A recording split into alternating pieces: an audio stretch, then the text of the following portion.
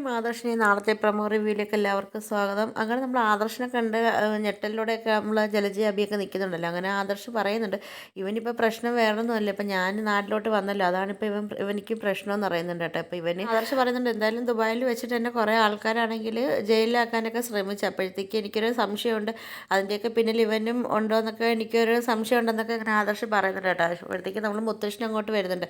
ആ സമയത്ത് നമ്മൾ ആവി പറയുന്നുണ്ട്, മുത്തശ്ശൻ ഞാനല്ല മാലയെടുത്തത് അമ്മയാണെന്ന് പറയപ്പോഴത്തേക്ക് നമ്മൾ ജലജ പറയുന്നുണ്ട്, നീ എന്തിനാ അങ്ങനെ പറയുന്ന അഭി നീ പറഞ്ഞിട്ടില്ലേ ഞാൻ ആ മാല എടുത്തതെന്നൊക്കെ പറയുന്നുണ്ട് കേട്ടോ. നീ എന്നെ മാത്രം കുറ്റക്കാരിയാക്കുമെന്നൊക്കെ നമ്മൾ ജലജ ചോദിക്കുന്നുണ്ട് കേട്ടോ. അപ്പോഴത്തേക്കാണ് നമ്മൾ മുത്തശ്ശനാണെങ്കിൽ ആകെ ദേഷ്യം വന്നിട്ട് മുത്തശ്ശൻ പറയുന്നുണ്ട്, എന്തായാലും ഇവളെ തല്ലി വളർത്താത്തതിൻ്റെ പോരായ്മകളെല്ലാം ഇവളിലുണ്ട്, എന്തായാലും ഇനിയിപ്പം ഇവളെ തല്ലിയിട്ട് കാര്യമില്ല, ഇനിയിപ്പം നിന്നെ തന്നെ തല്ലാന്ന് പറഞ്ഞിട്ട് നമ്മൾ അബിയുടെ ചെവിക്കുറ്റിയൊക്കെ നല്ല കൊടുക്കുന്നുണ്ട് കേട്ടോ മുത്തശ്ശൻ. അത് കഴിയുമ്പോൾ നമ്മൾ ജലജയെടുത്താണെങ്കിലും നമ്മൾ അനി വന്നിട്ട് ചോദിക്കുന്നുണ്ട്, ഇവനെ വല്ല നാട് കടത്താൻ വല്ല വഴിയുണ്ടോ എന്നൊക്കെ ചോദിക്കുന്നുണ്ട് കേട്ടോ.